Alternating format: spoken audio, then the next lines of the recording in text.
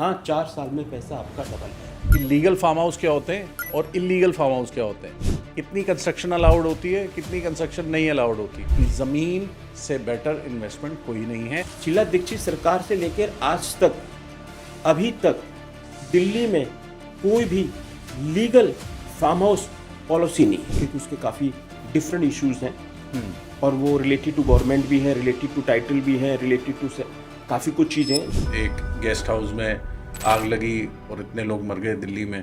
अब सारे के सारे दिल्ली के जितने गेस्ट हाउसेस हैं उनके ऊपर क्वेश्चन चला गया।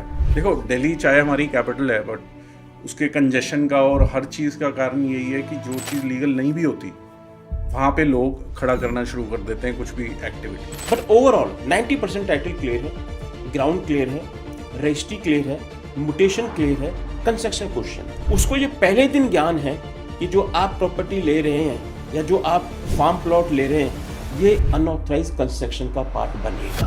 आपको लगता है कारण ये है कि सरकार पॉलिसी नहीं बनाती तो मजबूरी आ जाती है, अगर लेना है तो फिर इलीगली लेना। और मोस्टली लोग दिल्ली से बाहर से आए तो वो ये सोच के प्रॉपर्टी दिल्ली में लेते हैं कि at least we are part of Delhi. तो आपको लगता है कि गुड़गांव भी दिल्ली के नक्शे कदम पे जा रहा है? मेरे नज़र से फार्म हाउसेस के लिए गुड़गांव कभी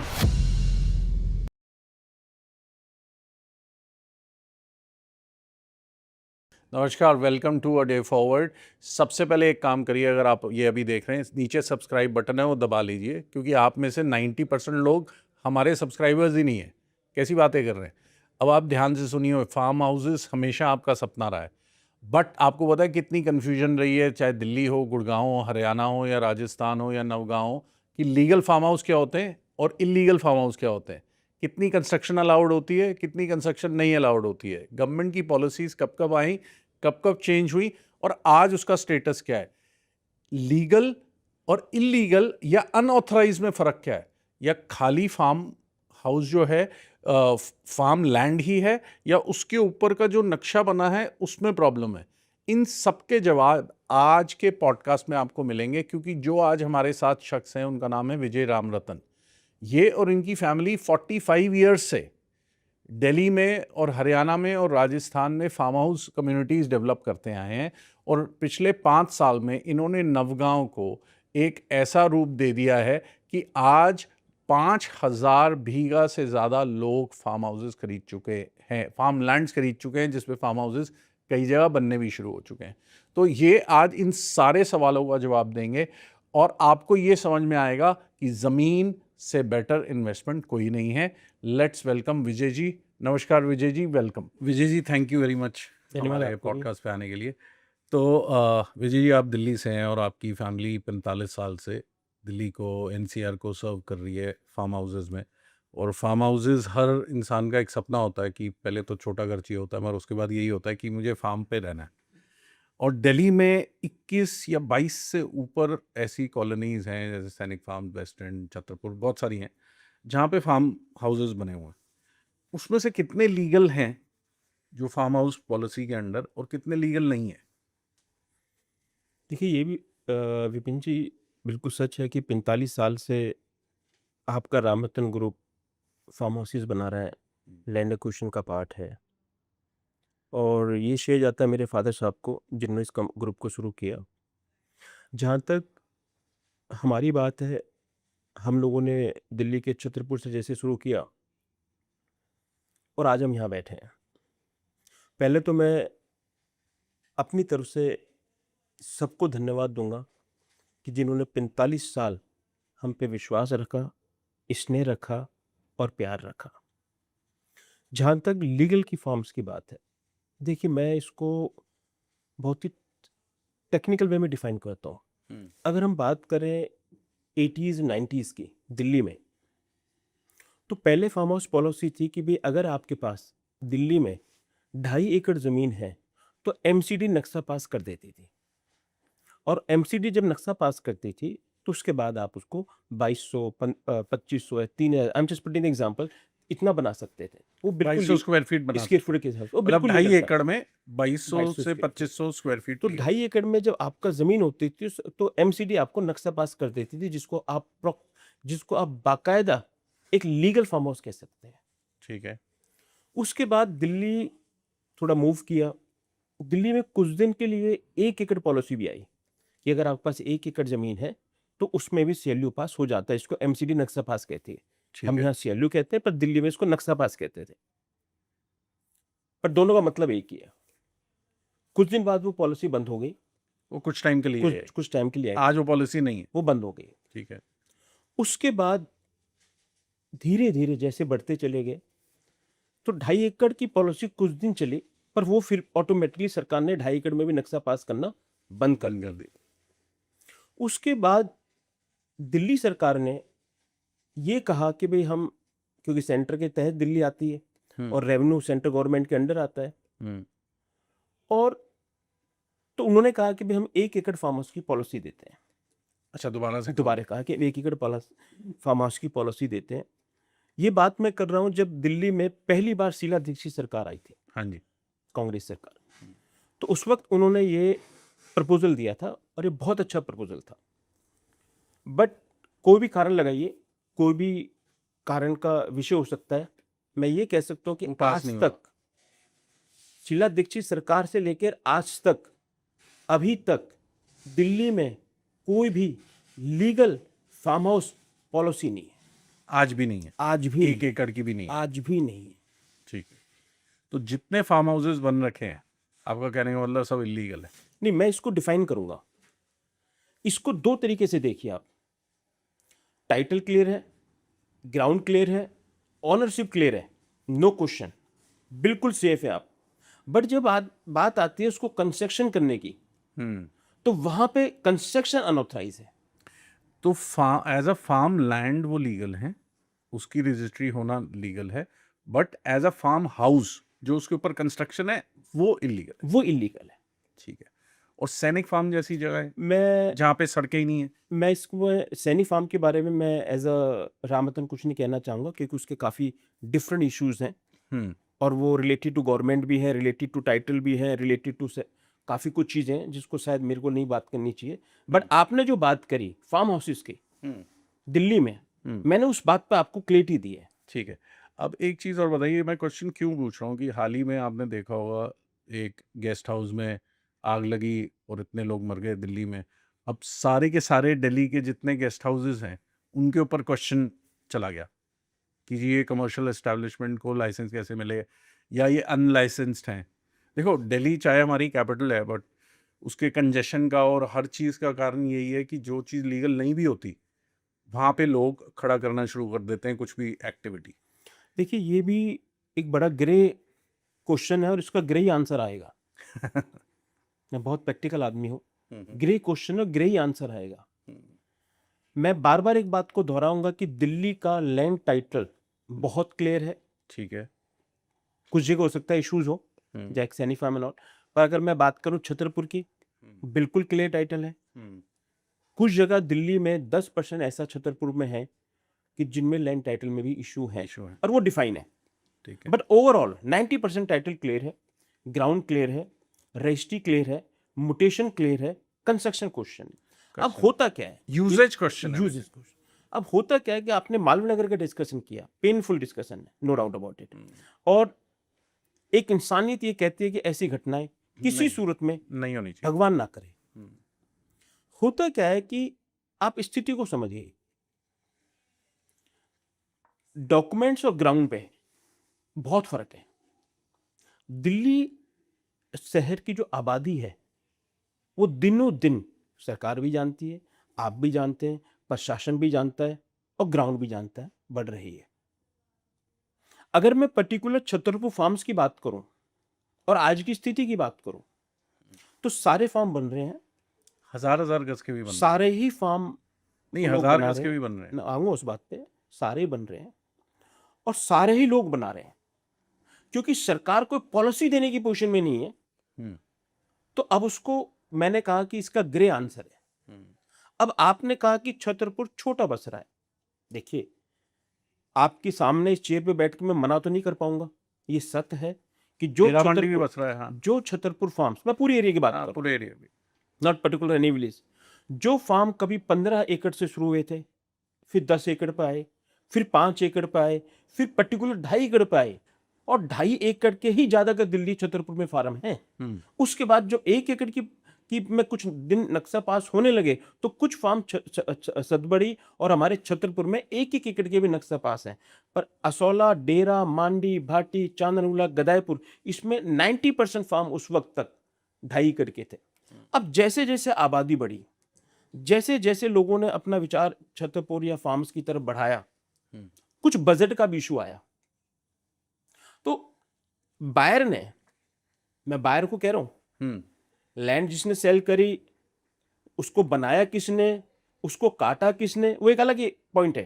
पर बायर ने अपनी सोच के, अपनी समझ में वो प्रॉपर्टी बाइंग करी, चाहे वो आज 500 गज है, चाहे वो 1000 गज है, चाहे वो 1500 गज है, चाहे वो 2000 गज है, चाहे वो 1 एकड़ है।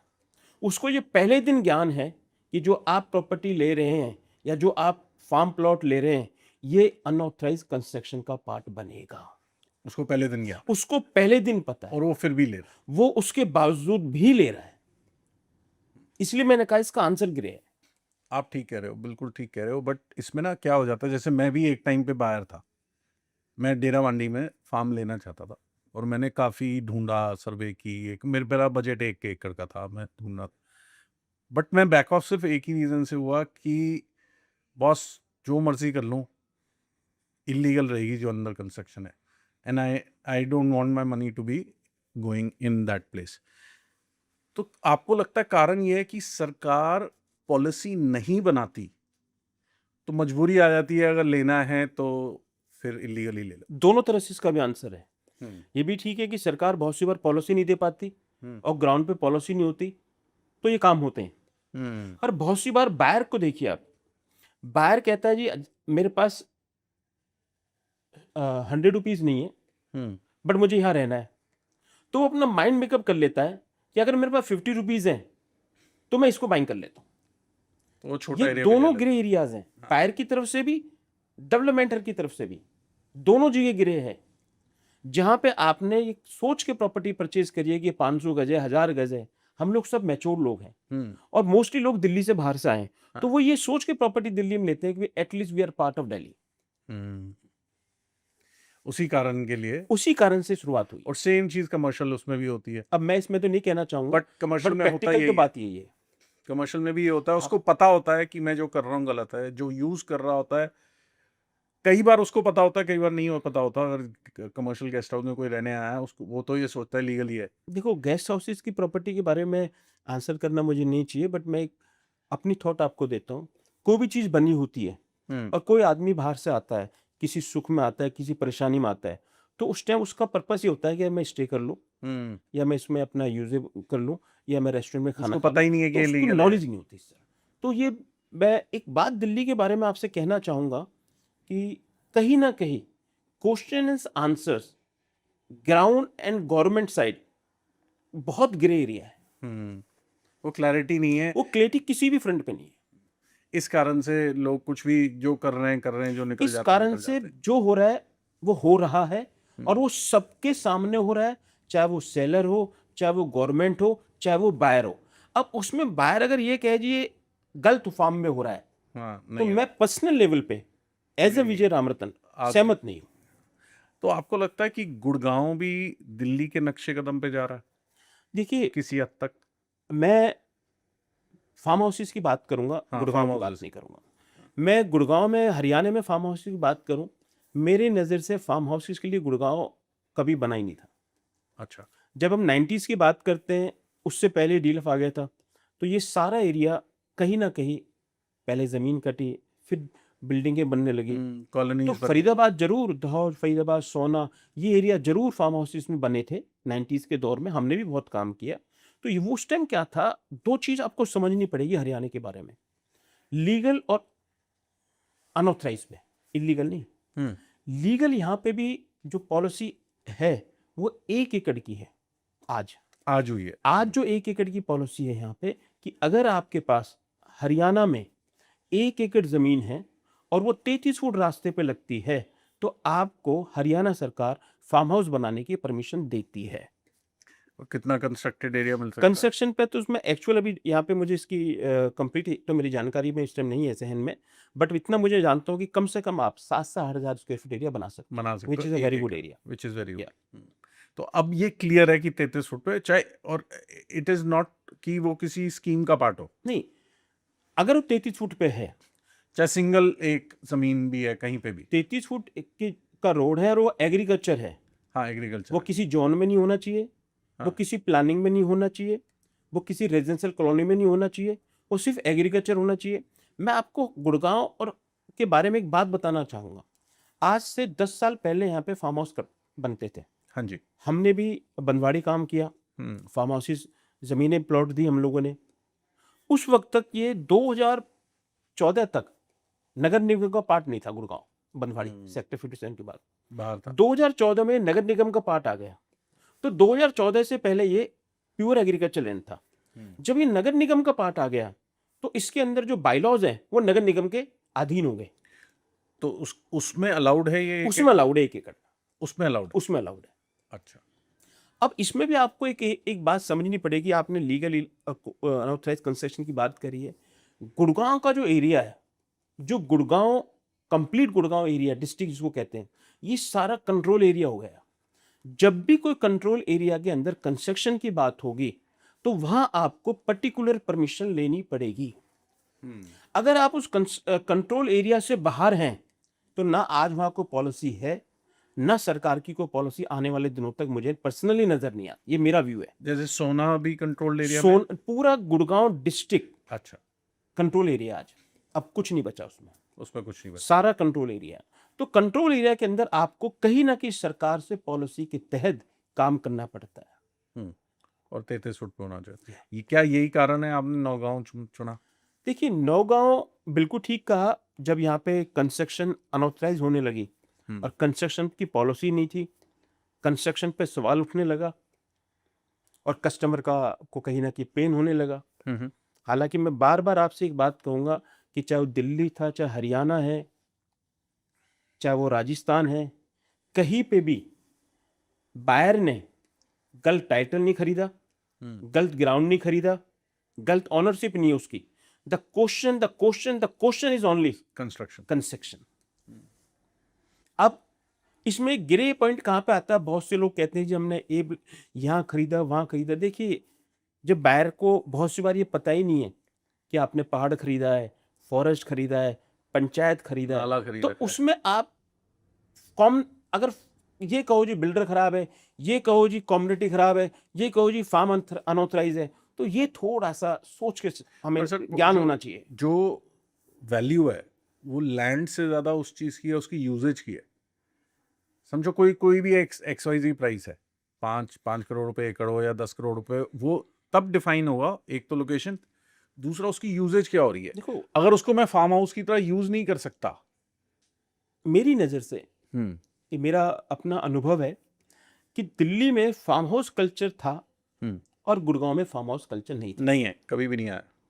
मेरी नज़र में, मैं इसको बहुत शॉर्ट करके आपके सामने रखता हूँ, कोविड के बाद दोबारा है ऑल ओवर नॉर्थ में first home, second home, countryside homes, holiday homes, आप कोई भी नाम दीजिए, उसकी चाहत बढ़ी, खुली जमीन की उसकी रिक्वायरमेंट बढ़ी, लोगों को नेचर के बारे में समझ में आया, लोगों को जिंदगी के बारे में समझ में आया, लोगों को एहसास हुआ।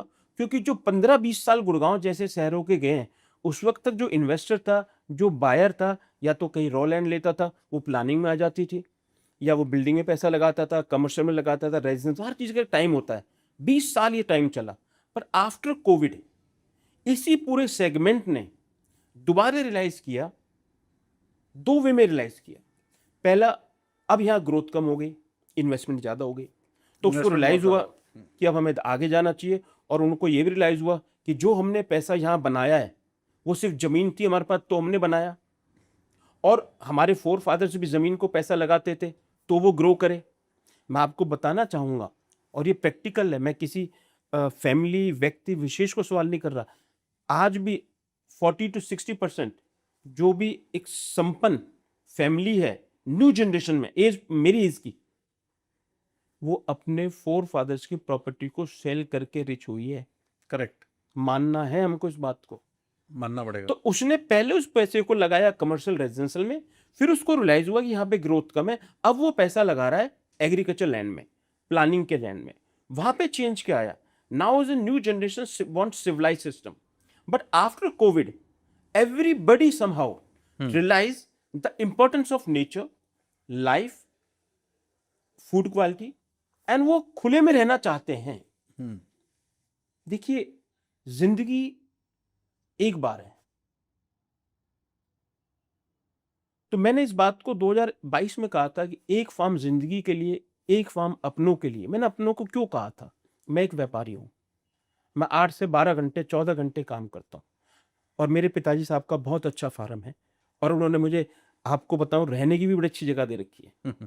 ठीक है जी। पर फिर भी मैं 8:30 बजे निकलता हूं और रात को 11 बजे पहुंचता हूं, क्योंकि मैं व्यापारी हूं और मेरा कुछ नैतिकता की जिम्मेवारियां हैं। तो मैंने इस शब्द को यहां पे ये कहा कि अपनों के लिए, या तो हम बच्चों के लिए या अपने पेरेंट्स के लिए एक ऐसी जगह जरूर लें जहां पे एटलीस्ट वो लाइफ को एंजॉय कर सके, एक हेल्दी लाइफ एंजॉय कर सके, और एक लंबी जिंदगी की हम उनके लिए कामना कर सकें। और वो जब भी पूरी हो सकती है जब उनका खान पान ठीक होगा, वहाँ पे पॉल्यूशन नहीं होगा, एआई अच्छा होगा, सराउंडिंग्स अच्छी होंगी, और वो खुले में रहेंगे। तो इसलिए मैंने कहा एक फार्म जिंदगी के लिए, एक फार्म अपनों के लिए। और मैं आपको बताना चाहूंगा कि पिछले 5 साल में इसकी जो बढ़ोतरी हुई है वो ऑलमोस्ट 50% हुई है एज अ बायर। इसलिए हम लोगों ने, जब सरकार ने 2021 में, मैंने एक बार आपके साथ पॉडकास्ट किया था, मुझे याद है, तो उस वक्त हम 9 गांव शुरू करके आगे बढ़े थे। हाँ। और आज मैं आपको बताना चाहूंगा कि आपके रामतन ग्रुप को 9 गांव में काम करते हुए 5 साल 5 साल कंप्लीट हो गए हैं।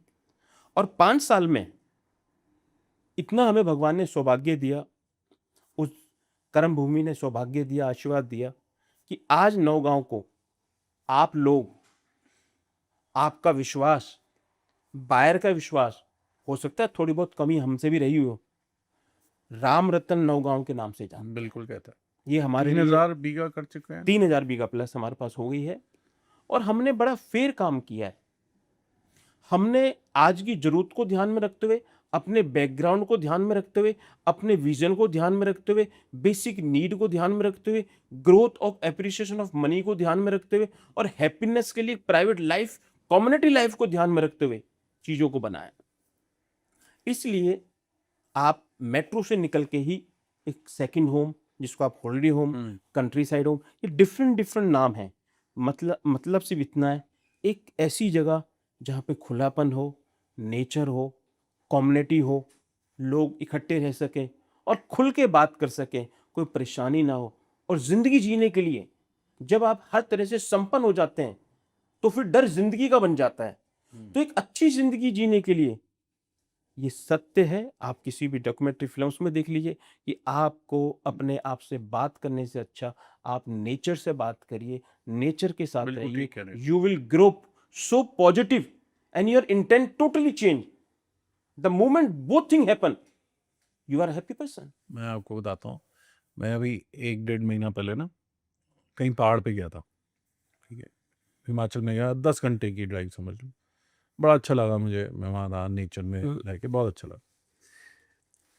जो आपने अभी बात कही ना, वही एक्सपीरियंस था, पॉजिटिव था, अब नेचर वाला एक्सपीरियंस। ये संडे जो अभी गया, इस संडे को ना, जैसे एक एक एक तलब होती है ना, मेरे को वो वाले एक्सपीरियंस की तलब सी आई। अब 10 घंटे तो जा नहीं सकता, तब दिमाग में यही आया, मैं किसी भी कैफ़े चले जाऊँ, मैं किसी भी 5 स्टार चले जाऊँ, मैं किसी भी जगह चले जाऊँ, मैं इवन अगर किसी गोल्फ की कॉफ़ी शॉप में भी चले जाऊँ, वहाँ पे भी 10 बंदे आके साथ में बैठे होंगे, पूछ रहे हो। वो जो चीज़ है वो वहीं जाके मिलेगी जहाँ पे एक सेक्लूडेड फार्म होगा। सुनार को सोना कहाँ मिलेगा? सोने की खान में। मानते हो ना? और बाहर को सोना कहाँ मिलेगा? सुनार के यहाँ। तो आपको शांति कहाँ मिलेगी? फार्म हाउस में। Farm house.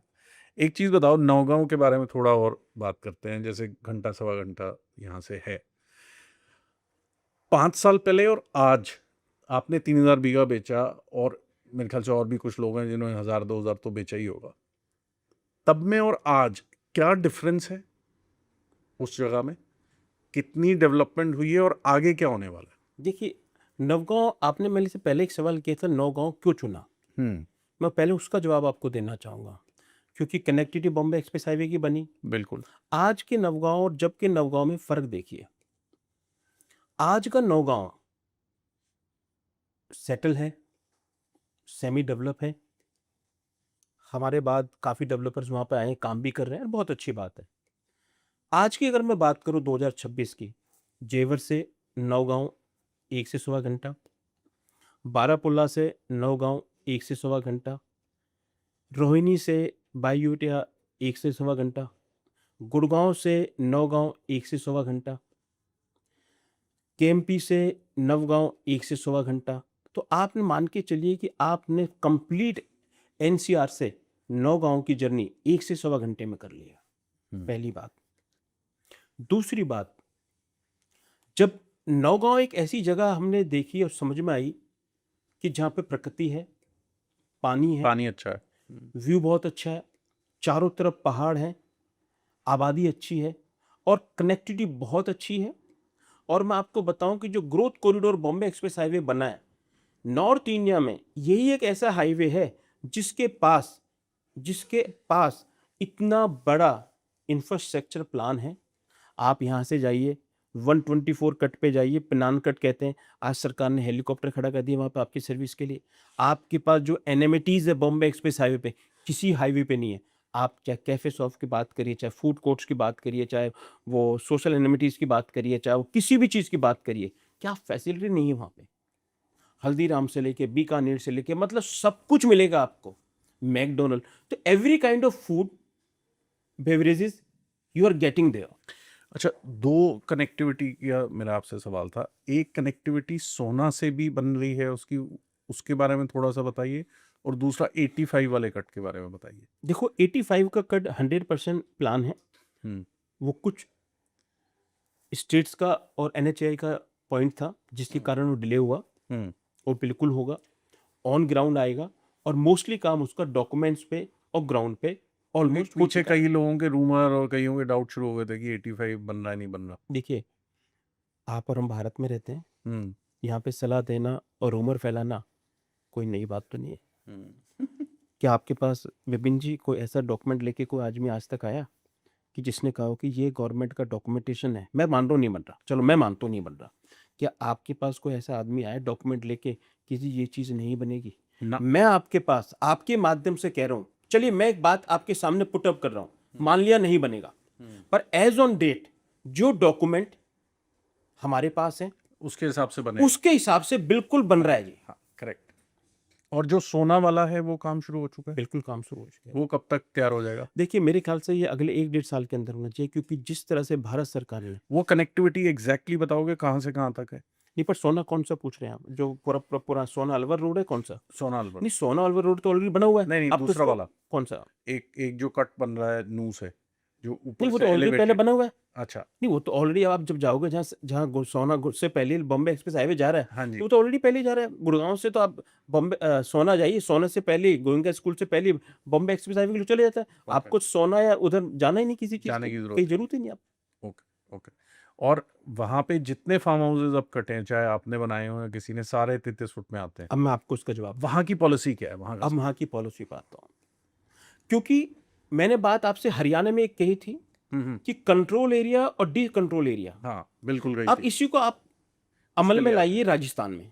ठीक है। राजस्थान का जो नौगांव है अभी, वो सारा सुपर रूरल एरिया है। रूरल एरिया कोई भी गवर्नमेंट की सिस्टमेटिक पॉलिसी ऑन ग्राउंड नहीं है नहीं है। When is come to zoning.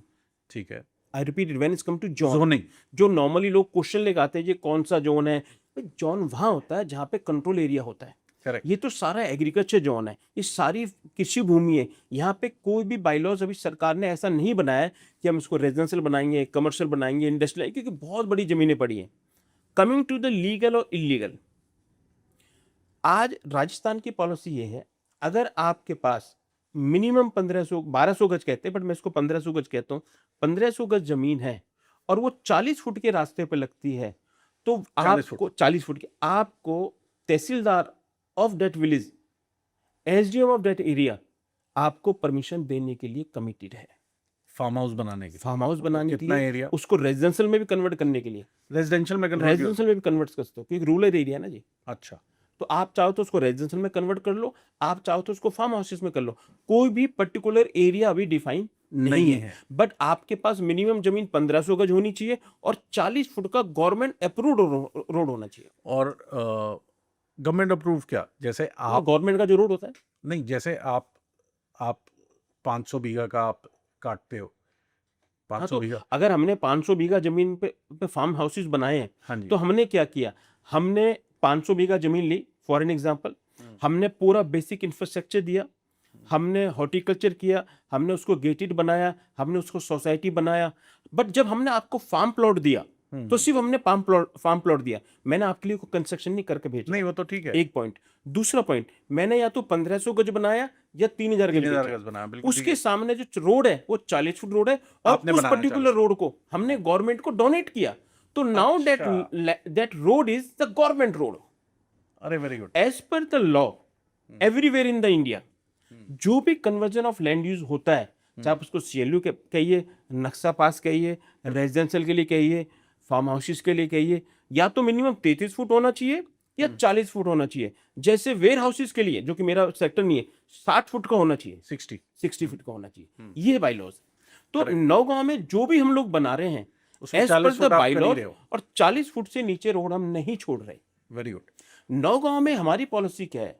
Naugaon में हमारी पॉलिसी है कि जो आज की सबसे बड़ी परेशानी मुझे नजर आती है, अच्छे अच्छे घरों में, बड़े बड़े घरों में, बड़े बड़े विलाज में, बड़े बड़े अरबपति लोग एक बीमारी से परेशान है, करेक्ट, डिप्रेशन, करेक्ट।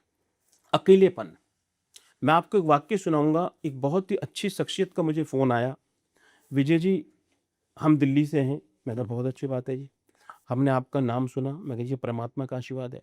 हम 9 गांव में 10 लोग मिलके आपसे फार्म लेना चाहते हैं, बट हमारी एज 80 है।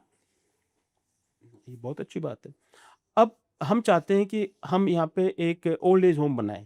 तो मैंने कहा, बाबूजी आप 80 की एज के हैं, तो मैं वैसे पर्सनली आपको एडवाइस नहीं करता। मैं ये नहीं कहूँगा कि आप ओल्ड एज का नाम दीजिए। आप उसको बोलिए मैं अपने फार्म हाउस या अपना कृषि फार्म या अपना एक हैप्पी हाउस बनाना चाहता हूँ। नाम को बदलिए, क्योंकि आप सम्मानित आदमी हैं और आपका इंडस्ट्री में नाम है। वो भावुक हो गए। उसने कहा, बेटे मान लेते हैं। मैं कहा, जी आप आइए, मैं कम्युनिटी में 10 फार्म आपको देता हूँ और 10 फार्म को ऐसा बनाता हूँ आपके लिए स्पेशल, कि जहाँ पे आप 10 के 10 फैमिली या 10 बुजुर्ग लोग मिलके एक पर्टिकुलर 100 एकड़ की कॉलोनी में मैं 10 एकड़ आपको ऐसा दे दूंगा जहाँ पे वो पूरा आपको अपना एम्बियंस लगेगा। ही फील गुड। मैंने कहा, पर आप दिल्ली छोड़ के, उन्होंने एक बात कही, अब वो हर फैमिली के अनुसार, वक्त के अनुसार, पर्सन टू पर्सन है। इसमें ना मेरा कोई व्यू है ना मेरा कोई थॉट है, but as a society this is painful. उन्होंने कहा, हमारे बच्चे अब हमारे साथ नहीं रहते, हमने बहुत काम किया, बहुत पैसा कमाया, आज हमारे पास पैसा है बट हम अकेले हैं, हमारे बच्चे हमारे पास नहीं आते, साल से बाहर रहते नहीं आते, वी फील डिप्रेस, हम किससे बात करें? उन लोगों ने ये दिल्ली की जो सोसाइटी की बीमारी या मेट्रोज की बीमारी है, इसको भी दूर करने के लिए, देखिए हम भारतीय हैं, सनातन हमारी धन संस्कृति है, साधु संतों का मुल्क रहा है, इतिहास गवाह है, दुनिया ने आके भारत में शिक्षा भी ली है और अपनी लाइफ को बेटर करने की शिक्षा भी पाई है। आयुर्वेद बहुत संपन्न है हमारे यहाँ। वहां आप डिप्रेशन सुन के अजीब लगता है, क्योंकि आज ना कोई बात करने वाला है, ना कोई विश्वास में बात सुनने वाला है, ना किसी की बात को कोई मानने वाला है, और ना ही कोई वो सच्चा हाथ बचा है जिसके साथ पकड़ के आप चल सकते हो। तो अब आपके पास एक ही चीज बची है, वो है नेचर। जाइए नेचर के पास, प्रकृति की गोद में जाइए, अच्छी प्लांटेशन करिए, अच्छी कल्टीवेशन करिए, अच्छी डेयरी फार्म बनाइए, अच्छी जिंदगी जीजिए। आप अपने आप को बिजी रखिए, कहीं गौशाला में, कहीं मंदिर में, कहीं प्रकृति के साथ, कहीं फार्मिंग करते हुए, तो दिन से शाम कब हो जाएगी पता नहीं चलेगा। तो एक फैमिली के लिए एक अच्छा टाइम पास होता। जहां उसने ये प्रक्रिया अपनाई, वो एक बहुत बड़ी बीमारी से बाहर हो जाएगा, डिप्रेशन। डिप्रेशन के कारण ही हेल्थ में सारे इश्यूज आते हैं। देखिए, बिजनेसमैन का स्ट्रेस होना उसकी नैतिकता है, नैतिकता है, बिल्कुल। उसकी मजबूरी है। स्ट्रेस भी दो तरह का होता है। जैसे मैं बताऊं, मेरे पार्टनर्स बहुत संपन्न हैं, मेल भी और फीमेल जो मेरे पार्टनर हैं। फैमिली का बहुत आशीर्वाद है, सवाल नहीं है, समर्थन है। मैं तो हर वक्त जब इस तरह की बात आती है अपनी गांव बस्ती को भी बहुत आशीर्वाद मानता हूँ। बहुत गांव बस्ती का आशीर्वाद है, और कोई विशेष आशीर्वाद है माँ बाप का, कि जो हम पे आज है और जिसके कारण आज हमें यहाँ आपके सामने बैठने का भी सौभाग्य मिला है, काम करने का भी सौभाग्य मिला है। और हम 3 जनरेशन जो आज राम रतन की साथ हैं, वो तीनों के अंदर एक विचारधारा बड़ी क्लियर है। कुछ भी करना, कोशिश ये करना, किसी भी पॉइंट पे आगे किसी भी नंबर को काट देना। मे बी एकड़ में जमीनें कम हो जाएं, बिल्डिंगें कम हो जाएं, करोड़ों में पैसे कम हो जाएं, गाड़ियां कम हो जाएं, प्यार, साथ और आपसदारी कम नहीं होनी चाहिए, क्योंकि यही हमारी रईसी है, यही हमारी धरोहर है और यही हमारी पहचान है। विपिन जी, राम रतन अगर सिर्फ व्यापार करे तो बहुत पॉसिबिलिटीज आज मेरे पास भी है। राम रतन व्यापार भी करता है, व्यवहार भी रखता है, कल्चर को भी अडॉप्ट करता है और सोसाइटी को भी फुल रिस्पेक्ट देता है। ये राम रतन है। एक चीज़ बताइए, अब जैसे 10 एकड़ आप उन लोगों की बात कर रहे हैं, उनका ये सवाल नहीं आया कि हम वहाँ रहना चाहते हैं? मतलब मैं भी नौगांव गया, I love the place. Medical facility का क्या? देखिए, जब भी कोई शहर बसता है, गुड़गांव को बसे बाद 40 साल हो रहे हैं, तो धीरे धीरे चीजें बदलती हैं। मैं आपको बताना चाहूंगा कि जिस तरह का इंफ्रास्ट्रक्चर फैसिलिटीज मिल रही है, जिस तरह का गवर्नमेंट, दोनों से गवर्नमेंट फोकस है, जिस तरह से प्राइवेट सेक्टर भी फोकस है। अभी नौगांव से आधे घंटे और 1 घंटे की दूरी पे जैसे अलवर है, तो बाकायदा हॉस्पिटल है, बाकायदा वहाँ पे सब कुछ है, क्योंकि अलवर बहुत पुराना डिस्ट्रिक्ट है। अलवर बहुत पुराना, अलवर का आपको पता नहीं, जानकारी है, अलवर का अपना एक प्रधानमंत्री रहता था। ठीक है, तो अलवर बहुत। अब मैं नवगांव के आपको डेफिनेशन देता हूँ। गुड़गांव से 1 घंटा, दिल्ली से 1.25 घंटा, एयरपोर्ट से 1.25 घंटा। नौगांव जहाँ सरिस्का भी है, अलवर भी है, धार्मिक स्थल भी है, उससे 1.5 घंटे जाके आप जाइए, रणथंभौर भी है। करेक्ट। 1.5 घंटे पे नवगांव से जयपुर भी है। 1.5 से 2 घंटे पे या 2.25 घंटे पे, I am not accurate on that, Alwar भी, आगरा भी है। तो सारा सेंट्रलाइज है ये। मैं आपसे ना एक यंग एंटरप्रेन्योर्स के लिए क्वेश्चन पूछना चाहता हूँ। आपने जो ये नवगांव बसाने का काम लिया, ठीक है, आपकी फैमिली और आप लोग 45 साल से फार्म हाउसेज में डील करते हो, आपका वो एक्सपीरियंस है, आपका वो जज्बा है, सब कुछ है। बट एक नई जगह को जहाँ पे कोई भी नहीं था, आप पहले थे, उसको बसाने का काम लिया, तो ये एक ऐसा हो जाता है, आज की जेनजी की लैंग्वेज में बोलूँ तो, एक ऐसा प्रोडक्ट लॉन्च करना जिसकी मार्केट एक तरह से एग्जिस्ट नहीं करती, वो खुद बनानी है उस मार्केट को। ठीक है, आज हम बात करें 5 साल बाद, हाँ वो मार्केट बन चुकी है किसी हद तक, लोग जानते हैं, बहुत सारे लोग खरीद चुके हैं, 3000 तो आप ही ने बेच दिया और लोगों ने बेच दिया, तो आज इस प्रोडक्ट की एक्सेप्टेबिलिटी हो गई। मगर जब आपने ये शुरू किया, उस समय आपकी क्या सोच थी, और आपने ये 5 साल इसको पूरा करके दिखाया, इसके पीछे क्या, मतलब मैं क्या कहूँगा, क्या जज्बा रहा है, क्या वो रहा है जो एक यंग बंदे को एक नया बिजनेस जब शुरू कर रहा हो वो आपसे सीखना चाहिए, वो क्या? देखिए, अगर मैं 2021 से पहले बायर, इन्वेस्टर, सोसाइटी या कम्युनिटीज़ की बात करूं तो बड़ी डिफरेंट थी। मैं अगर 2021 के बाद नवगांव के अंदर इस बात को सामने लाता हूं, ज़्यादा हिस्ट्री में नहीं जाता। पहले सिलेक्टेड बायर थे, मतलब यू कैन से कि सोसाइटी में अगर 20 कैटेगरीज हैं तो 5 ही फार्म या लैंड में पैसा लगाता था, 15 सोचता था, समझता था या ध्यान भी नहीं देता था। आज HNI, corporate, law firms, CAs, NRI, MD, CFOs of the companies, सब especially listen to me sir, doctors and जो डिप्रेशन ट्रीट करते हैं, and very respectful, and this is honor to me, female individual buying the farms and investing in the lands. तो ये जो segment, category of people मैंने आपसे बोला, इसको ध्यान में रख के हमने नौगांव चुना। और एक और, इस सेगमेंट ने कई बार, कई मौकों पे इस पॉइंट को सामने रखा, we want to buy but we don't know whom to buy, where to buy, how to connect and how to deliver and how to get the delivery. हमने यहां पे क्या किया, हमने यहां पे बेसिक कम्युनिटी दी, आपको लीगल ऑनरशिप दी। उसके बाद हमने आपको ऑफर दिया कि बिल टू सूट पॉलिसी पे आपको कहीं नहीं जाना, आप फार्म हमारे से बनवाइए, बनवा कंस्ट्रक्शन कराइए, आप कमर्शियल बेसिस पे हॉस्पिटलिटी की सर्विस लीजिए, मैन पावर सर्विस लीजिए, हॉर्टिकल्चर सर्विस लीजिए, फार्मिंग सर्विस लीजिए, टूरिज्म सर्विस लीजिए। तो हमने उसको सर्विस बेस फैसिलिटीज अवेलेबल कराई और उसमें भी उसको ऑप्शन दिया कि अगर ये चीज आप अपने आप से भी कराना चाहते हैं तो आप करा तो as a owner of the, as a developer of the property, I will support them, because मैं किसी को बेचना नहीं चाहता, मैं उसके साथ रहना चाहता हूं। आपने कहा 5 साल में क्यों डिलीवर किया, नहीं, मैं बोल रहा हूँ 5 साल तक इतनी शिद्दत रखना, अब मैं उसके उसका लिए क्या कारण चाहिए? बताता हूं जी। Delivery is a mother. Problem कहां पे आती है, कस्टमर कहां अनफेथ फील करता है, अनसिक्योर फील करता है in any product, in any industry, जब उसको डिलीवरी ना मिले। जब उसको उसके प्रिंसिपल अमाउंट की ऑनरशिप नहीं मिलती। हाँ, देखिए, there is a differentiate between the builder and the developer. मैं इसको डिफाइन करना चाहूंगा आज। बिल्डर से आप प्रॉपर्टी खरीदते हैं, आपने एटीएस किया, बाय सेल एग्रीमेंट बनाया और आपने 3 साल, 5 साल, 10 साल, 15 साल वेट किया कि कब वो बिल्डिंग बनेगी, कब उसमें फ्लोर बनेगा, कब आप उसके एक प्रिंसिपल ओनर होंगे। जब तक वो रजिस्ट्री आपके नाम नहीं होती, विपिन जी आप इतना बड़ा काम करते हैं, क्या वो पर्टिकुलर ओनर है? ना, नहीं है। तो यहां पे वो डिपेंडेंट है।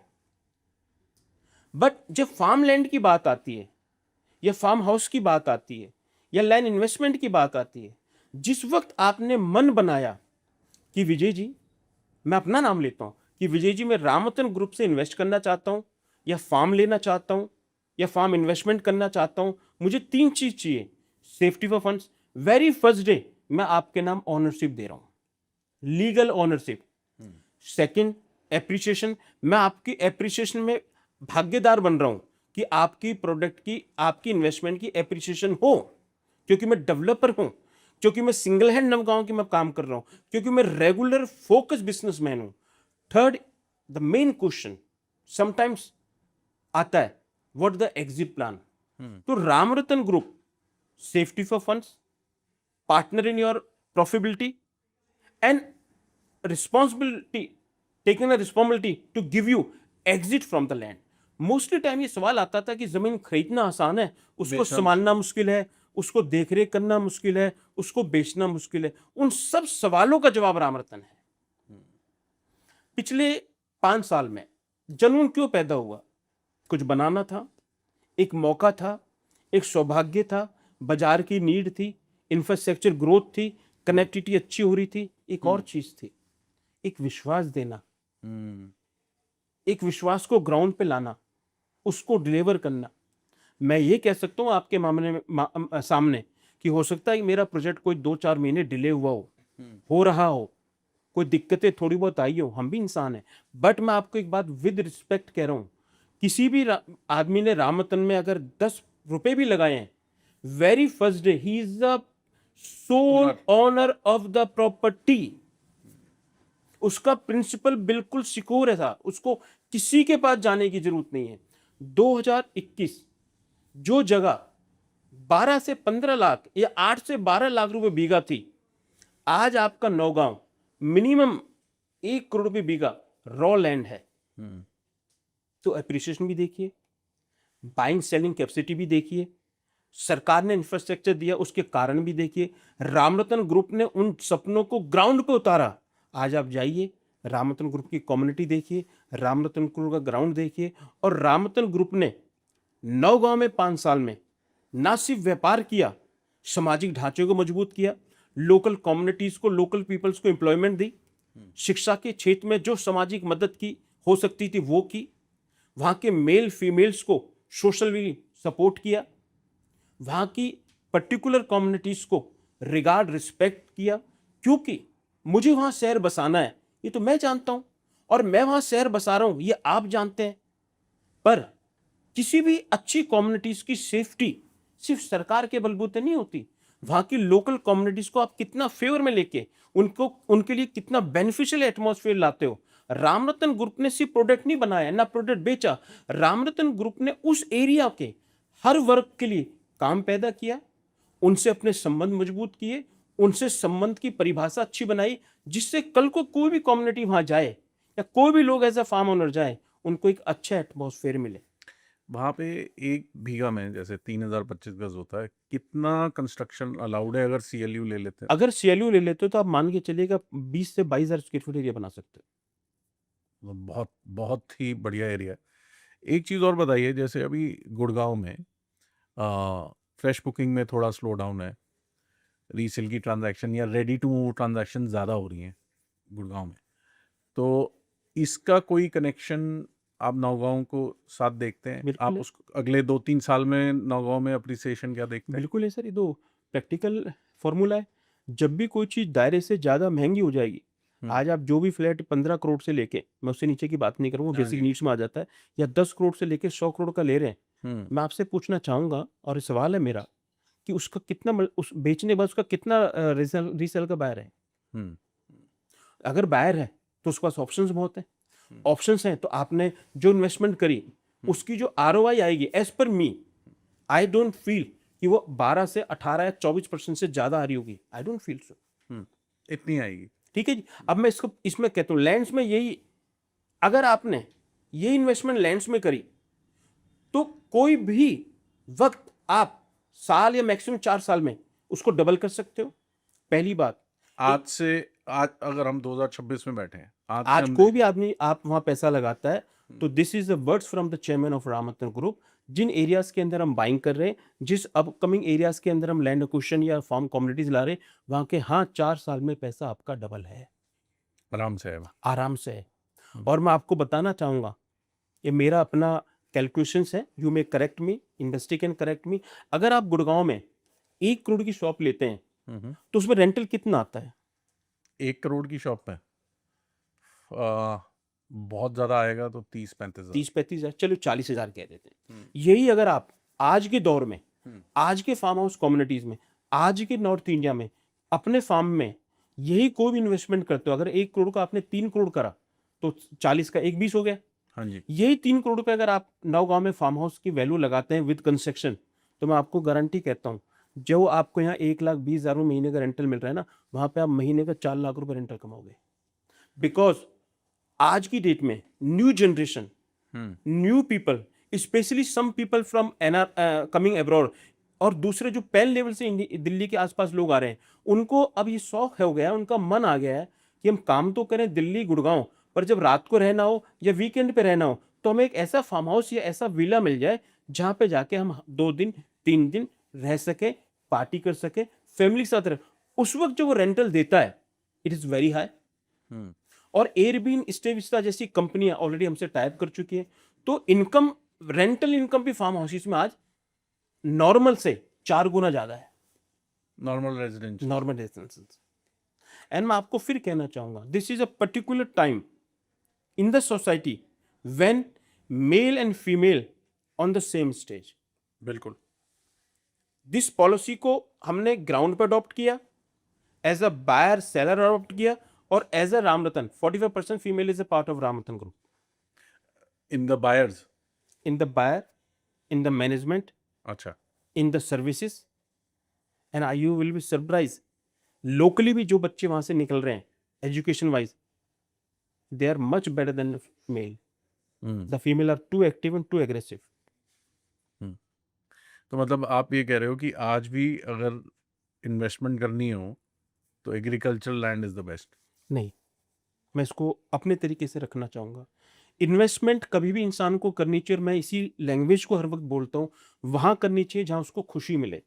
मेरी राय में इन्वेस्टमेंट जो पहले होती थी, जो आज और जो आगे तक भी खासकर रहेगी, उसमें अगर आपको मैक्सिमम एप्रिसिएशन चाहिए, फर्स्ट डे आपको आपकी प्रिंसिपल अमाउंट की सेफ्टी चाहिए, वो सिर्फ और सिर्फ लैंड और फार्म लैंड ही आता है, और कोई ऑप्शन है ही नहीं।